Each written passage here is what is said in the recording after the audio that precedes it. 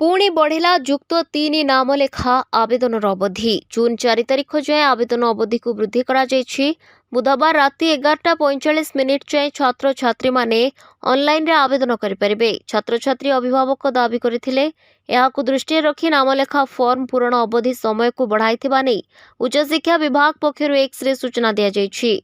तेबे सूचना योग्य जे युक्त 3 नामलेखा पाई गत एप्रिल 16 तारिख ऑनलाइन आवेदन पत्र आह्वान होइतिला।